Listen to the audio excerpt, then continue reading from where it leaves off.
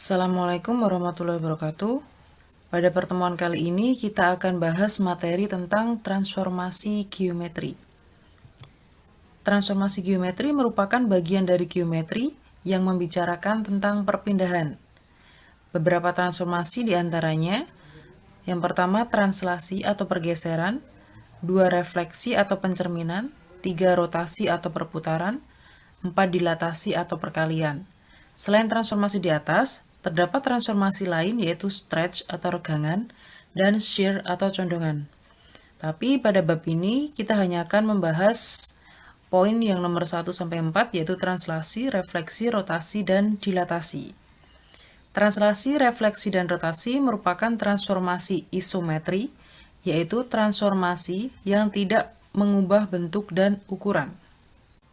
Yang pertama akan kita bahas yaitu tentang translasi atau pergeseran. Berikut adalah ilustrasi pergerakan sebuah mobil yang berjalan dari posisi awal sampai dengan posisi kedua. Nah, dari pergerakan itu muncul beberapa pertanyaan. Di antaranya, berapa perubahan atau pergeseran posisi roda depan pada posisi awal sampai dengan posisi roda depan pada posisi yang kedua? Berapa perubahan atau pergeseran posisi roda belakang pada posisi awal sampai dengan posisi roda belakang pada posisi yang kedua? Misalkan di sini jarak antara roda depan dan roda depan dari posisi awal dengan posisi yang kedua itu adalah A. Maka jarak roda belakang dari posisi awal dengan jarak roda belakang pada posisi yang kedua juga akan sama dengan A. Begitu juga untuk jarak pegangan pintu dari posisi awal sampai posisi yang kedua juga sama dengan A. Nah, nampak bahwa semua unsur mobil bergeser sejauh A dari posisi pertama ke posisi yang kedua. Perubahan posisi mobil tersebut merupakan translasi atau pergeseran. Jadi ketika sebuah objek ini bergeser, maka semua unsur yang ada di objek ini akan ikut bergeser, gitu ya. Lalu bagaimana translasi pada diagram Cartesius?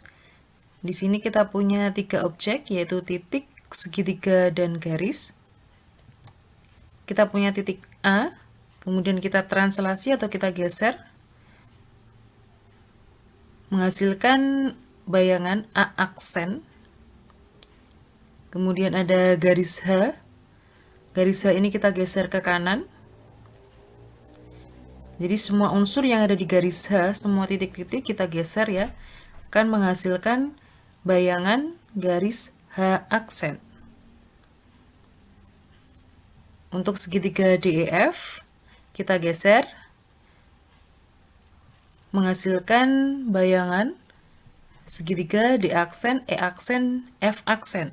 Jadi titik D menjadi D aksen, E menjadi E aksen, dan F menjadi F aksen. Semua unsur yang ada di segitiga bergeser, menghasilkan segitiga D aksen, E aksen, F aksen.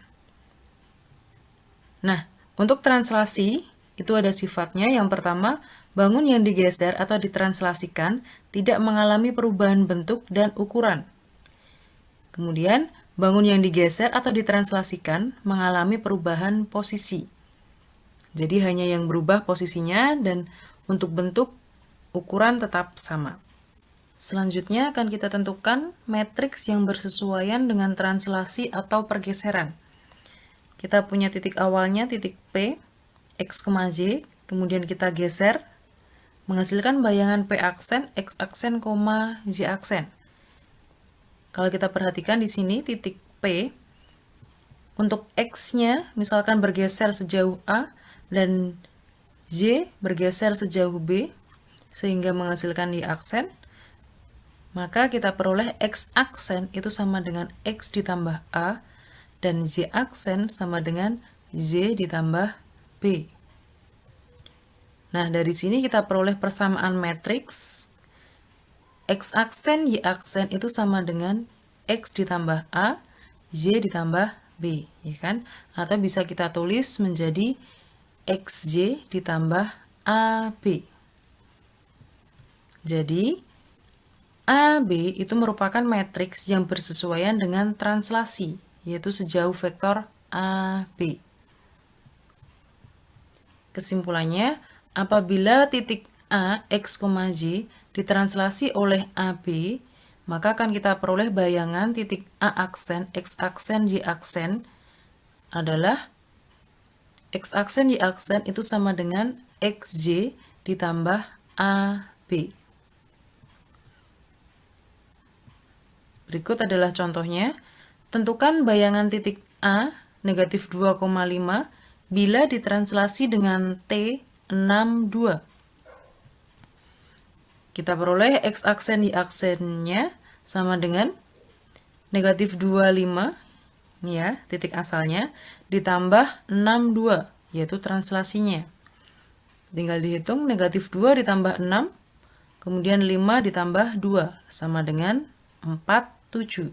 Jadi, bayangan dari titik A, negatif 2,5, jika ditranslasi T62 adalah A aksennya ketemu 4,7.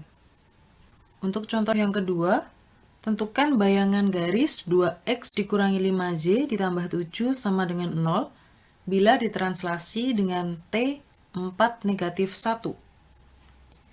Dengan cara yang sama, kita tentukan dulu X aksen, Y aksennya, yaitu X aksen, Y aksen sama dengan XZ, ini sebagai titik asal ya, ditambah 4 negatif 1, ini translasinya. Kemudian dari sini kita peroleh X aksen, Y aksen itu sama dengan X ditambah 4, Z dikurangi 1. Kemudian dari X aksen sama dengan X ditambah 4, kita tentukan X, yaitu X sama dengan X aksen dikurangi 4. Dan dari Z aksen sama dengan Z dikurangi 1, ini kita peroleh Z sama dengan Z aksen ditambah 1. Kalau sudah ketemu X dan Z-nya, selanjutnya kita substitusikan ke garis atau persamaan garis asalnya, yaitu 2X dikurangi 5Z ditambah 7 sama dengan 0. Kita peroleh 2. X-nya ini kita ganti dengan X aksen dikurangi 4. Dikurangi 5.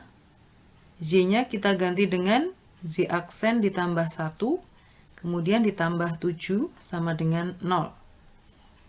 Ini kita kalikan.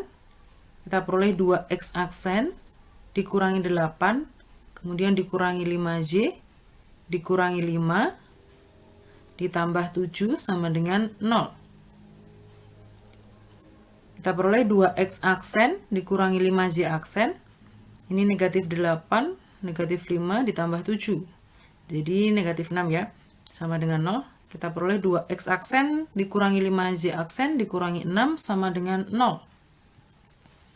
Jadi, bayangan dari garis 2X dikurangi 5Z ditambah 7 sama dengan 0, jika ditranslasi oleh T 4 negatif 1, menghasilkan bayangan atau garis 2X dikurangi 5Z dikurangi 6 sama dengan 0. Jadi untuk bayangan akhirnya, untuk aksen ini boleh tidak ditulis. Jadi langsung saja ditulis 2X dikurangi 5Z dikurangi 6 sama dengan 0. Seperti ini. Nah, selanjutnya bisa kalian kerjakan tugas mandiri pada modul pembelajaran matematika agar kalian lebih memahami konsep dan terampil menggunakannya dalam memecahkan masalah.